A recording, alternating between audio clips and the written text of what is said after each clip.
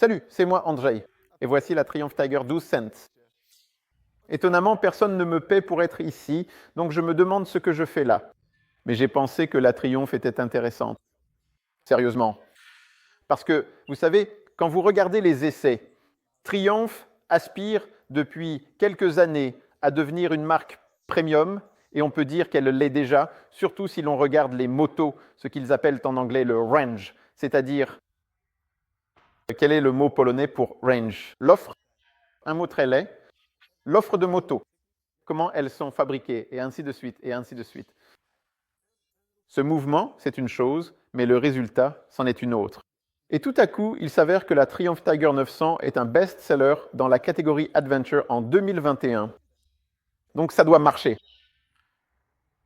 Et cela doit être une étape supplémentaire pour s'implanter encore plus dans cette catégorie Adventure et, comme d'habitude, prendre des clients à qui l'on sait bien à qui.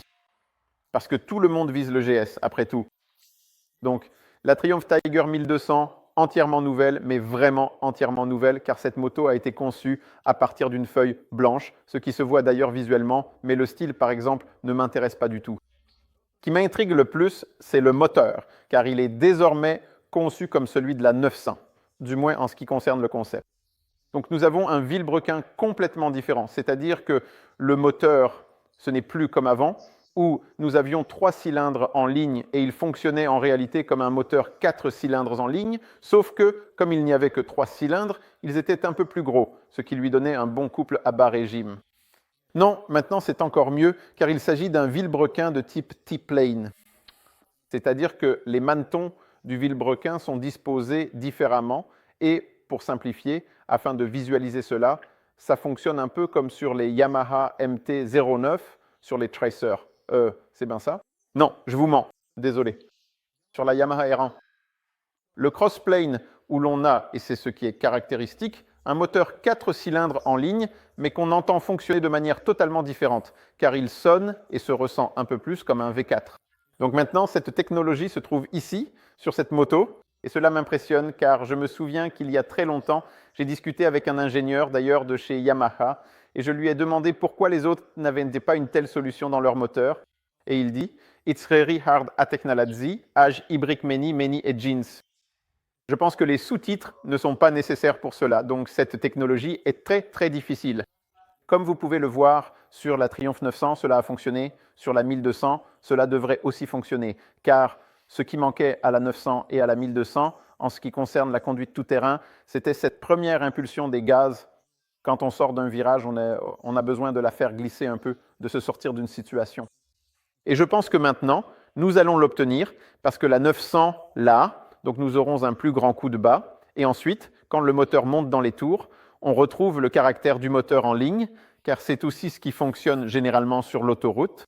Il me semble que cela pourrait aussi expliquer pourquoi la Triumph Tiger 900 a si bien marché en Pologne, parce que nous avons beaucoup de routes rapides, et avec un moteur en ligne, rouler longtemps avec les gaz ouverts est tout simplement un peu plus agréable. En ce qui concerne les performances, on a 150 chevaux et 130 Nm de couple, ce qui est largement suffisant. Ces 130 Nm feront certainement plus d'effet que la puissance maximale, car on sait que la concurrence peut avoir une puissance maximale plus élevée. Et voici une autre question individuelle. Avez-vous besoin d'autant de puissance pour vous téléporter d'un pays à l'autre, d'un continent à l'autre? J'ai ma propre opinion sur ce sujet. Nous verrons dans quelques mois ce que je ressens en conduisant ce vélo. Quelle quantité de ce venin se trouve dans la partie supérieure des tours? Mais continue. Un cadre complètement nouveau, une suspension complètement nouvelle à l'arrière et une suspension semi-active. Donc on pourrait dire que c'est un peu la norme de nos jours dans la catégorie Adventure. Mais c'est une suspension Showa. Donc si je me souviens bien, c'est probablement la même que dans l'Africa Twin. En termes de matériel, en termes de composants très similaires. En ce qui concerne les réglages, c'est certainement quelque chose de totalement différent. Cela a été fait spécifiquement pour Triumph. Mais ce qui m'intrigue le plus, c'est la suspension arrière, car la moto est toujours équipée d'un arbre de transmission à cardan. Donc c'est quelque chose de grand. Je ne sais pas si c'est impressionnant ou pas. C'est bien que l'arbre de transmission soit resté, car nous n'avons pas beaucoup de choix en ce qui concerne les motos de la catégorie Adventure avec un cardan. En fait, il n'y a que la GS, il me semble, et beaucoup de gens veulent encore avoir un cardan pour voyager. Mais ce qui est le plus important, c'est que cette suspension s'appelle Trilling ou quelque chose comme ça, et elle possède un système de levier d'articulation qui, à mon avis, semble vraiment capable de bien fonctionner sur les petites irrégularités, tout en absorbant aussi les grosses bosses. Et cela m'intrigue beaucoup de voir comment cela fonctionne en pratique, car cela pourrait être un vrai succès. L'ancien Tiger 1200 avait un bras oscillant monobranche, appelons cela une solution classique, car il s'agissait d'un monobranche et d'un arbre de transmission.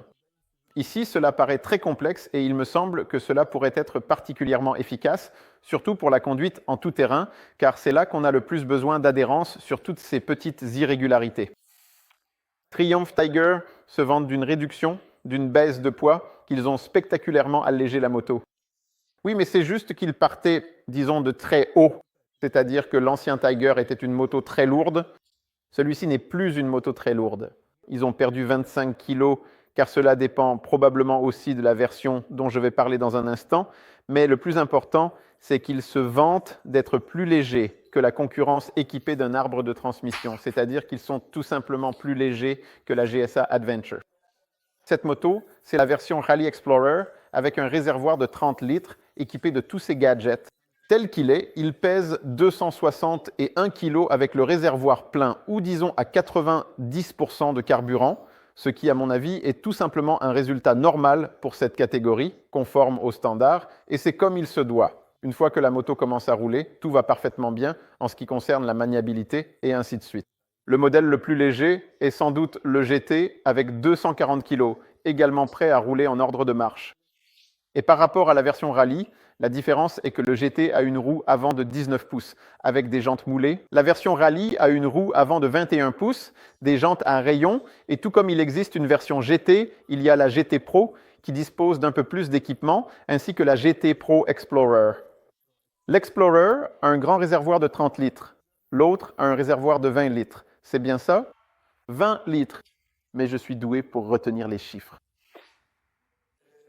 De la même manière, il y a la Rallye avec un plus petit réservoir de 20 litres et la Rallye Explorer avec un réservoir de 30 litres. Et cela se reflète plutôt bien dans les prix. Je crois que les prix commencent à 77 000 et vont jusqu'à 96 000 pour la moto qui a pratiquement tout parce qu'il y a le régulateur de vitesse intéressant. Le régulateur de vitesse n'est pas adaptatif et je parie que ce n'est pas qu'une question de temps car à l'arrière, nous avons déjà un radar et ces petites lampes amusantes qui indiquent l'angle mort, signalant qu'il y a quelque chose dans cet angle mort. Et si on conduit comme un vrai Polonais, eh bien, elle clignote tout le temps, littéralement, sans arrêt. Parce qu'on sait bien comment on conduit parfois en Pologne.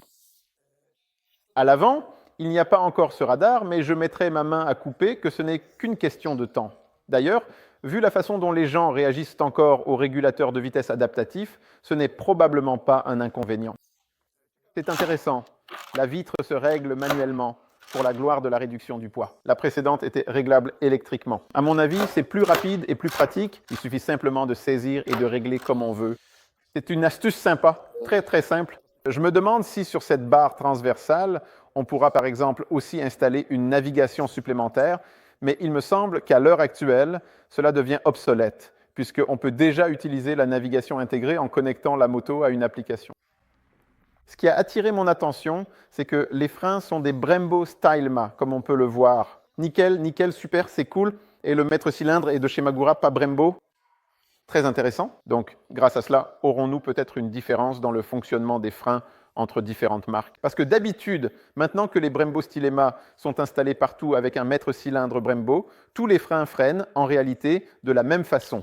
Et la différence se trouve uniquement, par exemple, dans le mode de fonctionnement de l'ABS. Dans la façon dont fonctionne le cornering ABS, car cette moto, bien sûr, est équipée du cornering ABS, le contrôle de traction, les modes de conduite à choisir librement, que ce soit pour la caractéristique du moteur ou la caractéristique du fonctionnement de la suspension en version semi-active, car les versions de base ont une suspension entièrement réglable, mais classique et traditionnelle. Les crash bars sont aussi de série, je suppose que c'est pour fixer quelque chose, mais l'installation du crash bar se limite à cela. Les choses importantes ou non, eh bien, on parle plutôt de l'équipement, car la version plus chère dispose de selles chauffantes. C'est évidemment important. Ce que j'ai appris aujourd'hui, c'est que la plaque arrière pour le top case est flottante, ce qui signifie qu'à des vitesses élevées, elle devrait mieux se comporter. Parce que malheureusement, c'est la vérité. Une moto peut avoir beaucoup de chevaux, mais si on lui installe un top case, on prend l'autoroute et ce n'est tout simplement pas très agréable. Ici, nous verrons en pratique comment cela fonctionnera, mais en réalité, ce qui m'intéresse le plus, c'est justement le moteur. Le nouveau châssis, c'est la suspension arrière, la traction de la roue arrière, car il me semble que cela pourrait être un vrai atout. Si quelqu'un doit menacer les leaders du marché, je pense que le Tiger a de bonnes chances d'y parvenir. C'est aussi pour cela que je suis ici, parce que ça m'intrigue, parce que c'est bien quand il se passe quelque chose sur le marché, parce que nous avons une moto qui n'a ni trop peu ni trop de cylindres. Elle a un moteur qui combine encore plus le caractère des 2 et des 4 cylindres. Et puis, il y a ce châssis.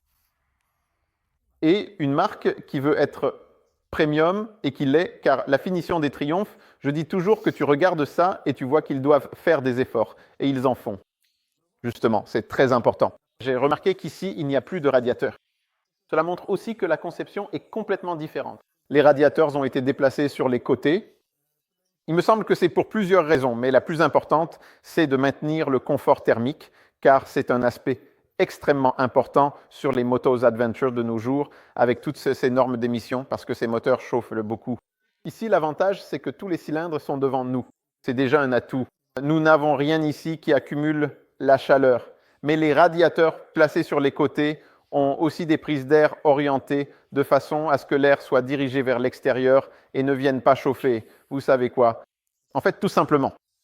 Et en même temps, je pense que s'il n'y a pas de radiateur ici, il y a aussi moins de risques qu'il soit endommagé par des pierres si jamais on part vraiment dans des endroits comme le Kazakhstan, la Mongolie ou d'autres du même genre. Et si les crash bars sont suffisamment solides, ce que vous vérifierez, alors les radiateurs ne devraient pas être endommagés, car je vois qu'ils sont vraiment, vraiment bien cachés en profondeur. Comme toujours, vous trouverez plus d'informations sur notre site. En ce qui concerne les données techniques de cette moto et tout le reste, vous pouvez aussi aller sur le site de Triumph et cliquer un peu. Vous pouvez rêver, car je vois déjà dehors, devant le showroom, d'autres personnes qui veulent voir cette moto, ce qui montre à quel point elle suscite de l'intérêt. Si j'ai oublié quelque chose, désolé, vous pouvez me corriger dans les commentaires. J'y répondrai et j'essaierai de m'améliorer à l'avenir, ou peut-être pas, car le plus important, c'est de pouvoir enfin rouler sur cette moto. Mais il fait froid et il n'y a pas de lancement. Oh mon Dieu, quelque chose comme ça. Nous attendons les premiers essais et alors nous pourrons en dire plus sur cette machine. Et ensuite, en Pologne, faire un test comparatif. Voilà, c'est tout. Bien à vous. Salut!